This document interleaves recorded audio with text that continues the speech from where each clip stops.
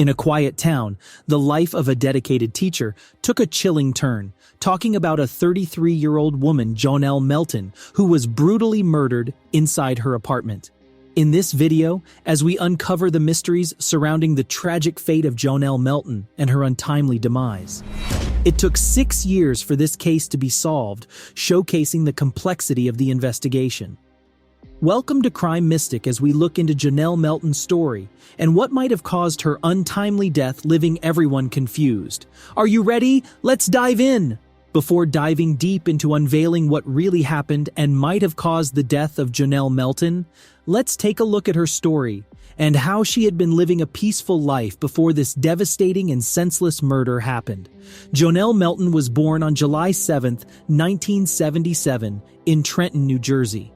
Growing up in Trenton had a big impact on her education. She started her schooling at Our Lady of Divine Shepherd School and later went to McCorriston Catholic High School, where she laid the foundation for her future achievements. Jonelle went on to Morgan State University and graduated. She continued her studies at Monmouth University and earned a master's degree in supervisory education. After finishing her master's degree, Jonelle became a teacher. She started teaching at the Village Charter School in Trenton, where she spent 3 years shaping young minds. She was dedicated to her students and colleagues. Later, she joined Granville Charter School, bringing her unique and creative teaching style to a new school. Her passion for creating an engaging learning environment made her a highly respected teacher. After working at Granville Charter, Jonelle became a long-term substitute for the Trenton Board of Education. With her teaching experience, she found her true calling at Red Bank Middle School. For 7 years, she nurtured her students' curiosity and critical thinking in social studies classes. Jonelle's innovative teaching methods and caring nature created a supportive environment where students thrived. She loved history and shared that passion with her students. In 2009, she had the incredible opportunity to witness President Barack Obama's first inauguration during her time at Red Bank. She was an important part of the school community, serving as a cheerleader and dance coach, yearbook advisor, and member of the school's home improvement team. Jonelle was cherished by everyone and had a genuine love for teaching. Her career was successful, but she faced personal challenges along the way. Jonelle and Michael Melton grew up together in Trenton and became close friends. They attended different schools during high school, but eventually found themselves working together at Red Bank School after college. Michael developed feelings for Jonelle and decided to propose to her. Fortunately, Jonelle was interested, and they got married in Jamaica on August 28, 2003. They continued working together at Red Bank as a married couple. In the beginning, their marriage was going well, but after about 3 years, things started to change. Michael admits that he takes responsibility for the problems that arose. He found it difficult to handle the love and affection Jonelle gave him because he had never experienced it before. Feeling overwhelmed, he spent less time at home due to his involvement with a basketball company he was working for at the time. Eventually, Michael decided to file for divorce, even though it wasn't what Jonelle wanted. His immaturity led to the end of their marriage. Jonelle felt hurt by the divorce, but eventually accepted it. Despite the separation, they maintained a strong friendship and would talk on the phone to stay in touch. Jonelle adapted to her new life as a single woman and began to enjoy herself. In 2009, Jonelle was excitedly preparing for the new school year. She worked on her lesson plans during the summer and had dreams of being recognized as Teacher of the Year. However, something unexpected and devastating happened. On September 14, 2009, Jonelle didn't show up for work, which was very unusual for her. She was always on time and dedicated to her job. Her absence left her colleagues confused and concerned. That morning, Jonelle had planned a special lesson for her students about a speech given by Barack Obama on education. Her colleague Michael remembered the excitement surrounding the event. They were supposed to watch the speech together as a class. But when the time came, Jonelle was nowhere to be found. Worried about her well-being, Michael was asked to check on Jonelle at her apartment in Red Bank. He arrived and saw her car in the driveway, which initially made him feel relieved.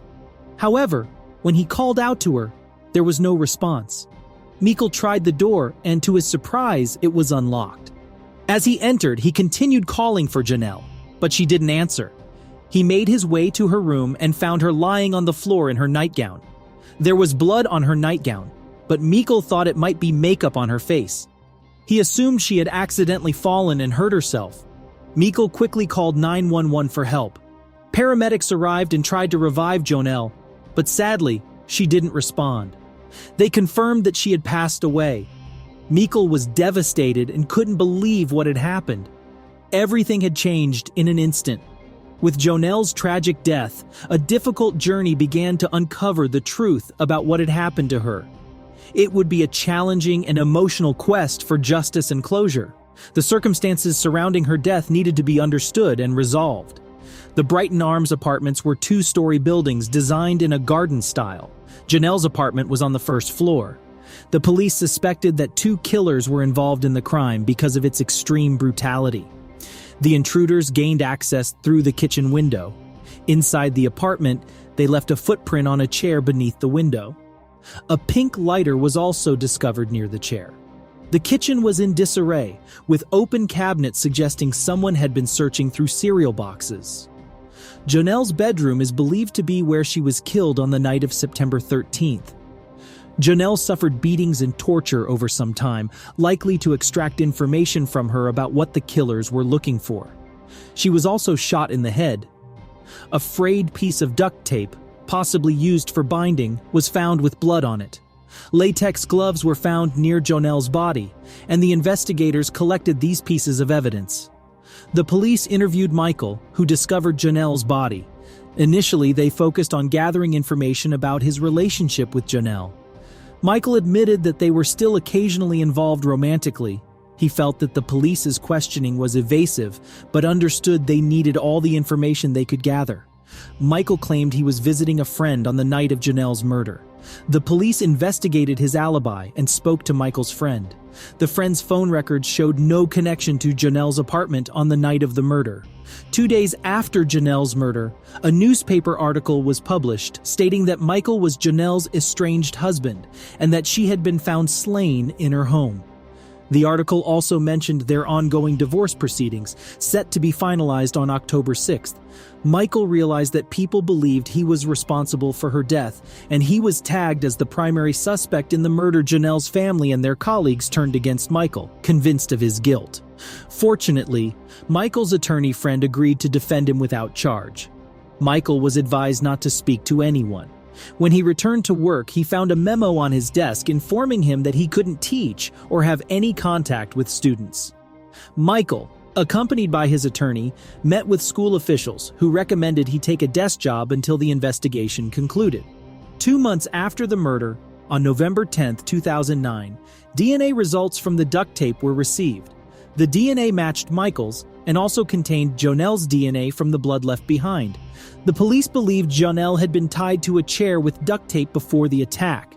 Mikkel explained that the tape had stuck to his shoe when he discovered Jonelle's body, and he used his hand to remove it.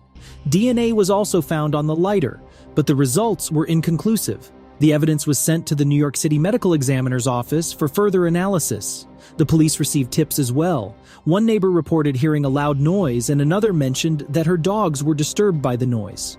Their accounts painted a vivid picture of gang members mistakenly targeting the wrong apartment and being spotted near the apartment, but no one reported it to the police.